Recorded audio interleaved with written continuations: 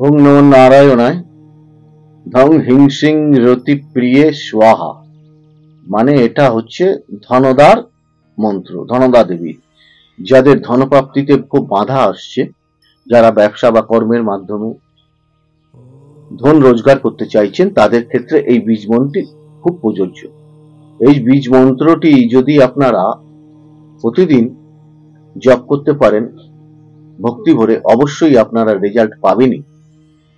আর এর আগে আমি ব্যবসা সম্বন্ধে 4টে পার্ট বলেছিলাম, জানি না আপনারা কতটা মেনেছেন বা শুনেছেন।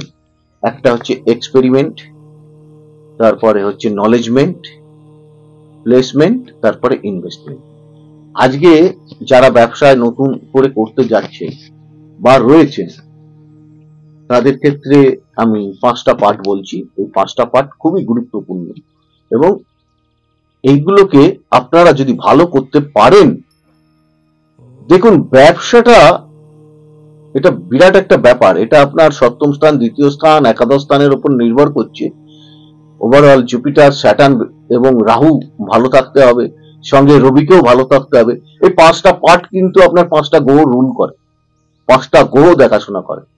একটা জিনিস মনে রাখবেন, আপনি একটা গ্রহকে দিয়েই হয়তো আপনি কিছুদিন চালালেন, কিন্তু তারপরে সেই গ্রহটা যখন খারাপ পজিশনে চলে গেল, ঘুরছে তো, প্ল্যানেট তো ঘুরছে, আমরা তো দিন দিন এগিয়ে যাচ্ছি, তেমনি গ্রহ শুভ স্থান থেকে অশুভ স্থানে চলে যাচ্ছে, সেইখানে গিয়ে কিন্তু ব্যাড রেজাল্ট করতে পারে।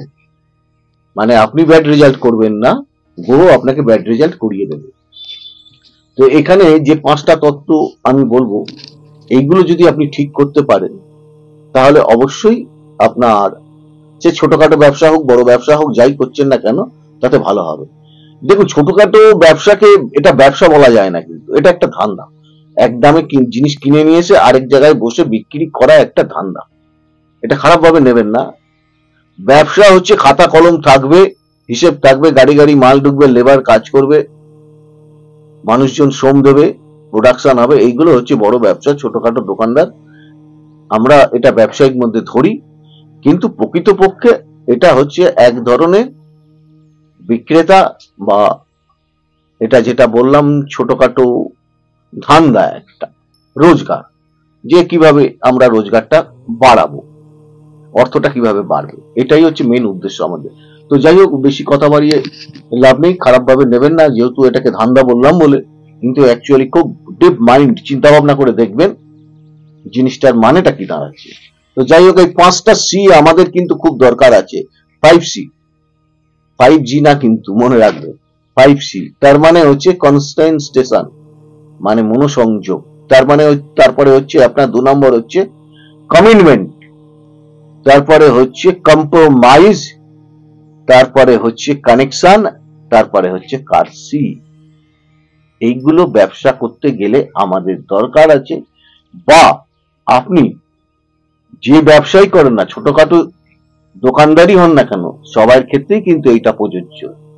তার মানে কি দাঁড়াচ্ছে, এই ব্যাপারটা আমি আপনাদের আরো ভেঙে বুঝিয়ে দিচ্ছি। এইগুলো ঠিক রাখতে আমাদের অবশ্যই হবে এই 5টা। প্রথম কথা হচ্ছে কিরকম, আপনি যদি মনোযোগ, যে ব্যবসাটা করছেন, যে কাজটা করছেন, সেই কাজটা যদি, যে কনসেন্ট্রেশন বললাম, মনোসংযোগ যদি ঠিক না দেন, তাহলে সেক্ষেত্রে কিন্তু আপনি ভুল মাল কিনে ফেলতে পারেন। বা ধরুন ভুল জিনিস আপনি বিক্রি করে দোকানের বদনাম আনতে পারেন, সেটা কিন্তু বেশি দিন চলবে না। এবং কমিটমেন্ট, কমিটমেন্ট মানে আপনাকে তো ঠিক রাখতে হবে, প্রতিশ্রুতি বজায় রাখতেই হবে। কমিটমেন্ট, ভালো প্রোডাক্ট রাখার ব্যাপারটাও থেকে যায়। তারপরে কিছু কিছু ক্ষেত্রে কম্প্রোমাইজ করতে হয়, সেটা আপনার কাস্টমারদের ক্ষেত্রেও হতে পারে, মহাজনের ক্ষেত্রেও হতে পারে। বুঝে গেল? তারপরে হচ্ছে কানেকশন, মানে আপনি কিভাবে মালটা বিক্রি করবেন এবং মালটা প্রথম অবস্থায় কিভাবে আনবেন, কিভাবে কিনবেন, তার উপরে কিন্তু লাভ। তারপরে কি কার্সি, কিছু কিছু ক্ষেত্রে যারা পাইকারি ব্যবসা করে তাদের ক্ষেত্রে এই কার্সিটা খুব প্রয়োজন আছে। অনেকদিন ধরে মালটা পড়ে রয়েছে, বিক্রি হতে চাইছে না, মানে সেটা দয়ার মাধ্যমে কিছু লেস করে বিক্রি করে দেয়া। এই দয়াটা কিরকম, হয়তো দেখা একটা হচ্ছে যে আপনার কিছু লস হলেও সেই মালটা যদি বিক্রি হয়ে যায় তাহলে কিন্তু আপনার অনেকটা পুঁজি চলে আসছে, আপনি হয়তো পরবর্তীকালে সেই টাকাটা দিয়ে নতুন কোনো মাল কিনতে পারবেন। জিনিসটা বুঝুন, কিন্তু কার্সি বলতে এখানে এটাই বোঝানো হয়েছে। কিন্তু সবকিছু খারাপ ভাবে নেবেন না, কিন্তু জিনিসগুলোকে খুব ডিপ ভাবে বুঝতে হবে, কিন্তু যে কথাটা কি বলছি এর মানে কি দাঁড়াচ্ছে। যেমন একটা কথার 3 রকম মানে, শব্দার্থ, ভাবার্থ, মর্মার্থ। কিভাবে বলছি, তার ভাবটা কি, তার মর্মটা কি, এইগুলোকে কিন্তু বোঝায়। আরেকটা জিনিস আমি আপনাদের বলে দিচ্ছি, আরেক 5টা জিনিস হচ্ছে প্রোডাক্ট ঠিক রাখতে হবে, এবং প্রাইস ঠিক রাখতে হবে, সঙ্গে প্লেসমেন্টটা ঠিক রাখতে হবে, তারপরে ধরুন প্রমোশন, গ্রোথ মানে, তারপরে কি প্রোটেকশন নিতে হবে। প্রোটেকশনটা কি, আপনি ধরুন একটা কাপড়ের দোকানদার, কোনো ভদ্রমহিলা আপনার দোকান থেকে কাপড় কিনেছে, বা কোনো একটা লোকই ধরুন কোনো কাপড় কিনেছে, কাপড় কিনে সে তার বউকে দিয়েছে, বউ পড়েছে, বেশ কিছুদিন বাদে সেটা নিজে থেকেই কোনো কারণে খোঁচ লেগে হয়তো ছিঁড়ে গেছে, সেটা ভাঁজ করে এসে বলছে যে আমার বর এই কাপড়টা নিয়েছিল, বা যে ভদ্রলোক নিয়েছিল সেই ভদ্রলোক নিয়ে এসে বললো, স্ত্রী আমার এই কাপড়টা পছন্দ হচ্ছে না, আপনাদের এই কাপড়ের ভেতরে ছেঁড়া রয়েছে। আরে বাবা, আপনার তো মাথায় খারাপ হয়ে গেল। আমি দিলাম ভালো, এখন দেখাচ্ছে এসে খারাপ। এটাকে কি বলছে, এটাকে বলছে প্রোটেকশন। আপনাকে কিছু কিছু ক্ষেত্রে এই প্রোটেকশন নিতে হবে, না হলে সে দোকানদার, সেই কাস্টমার আপনার মাথায় বাড়ি দিচ্ছে, চেঁচামেচি করছে, তার জন্য আরো কাস্টমার আপনার দোকানে রয়েছে, সেই কাস্টমার গুলো দেখছে চেঁচামেচি, এই দোকানদার ভালো না। এখানে মানি প্রোটেকশনেরও ব্যাপার রয়েছে। তাহলে আপনাকে কি করতে হচ্ছে, অনেক সময় এটাকে কার্সি করতে হচ্ছে, ছেড়ে দিতে হচ্ছে। অতএব খুব বুঝে আপনারা ব্যবসাগুলো করুন।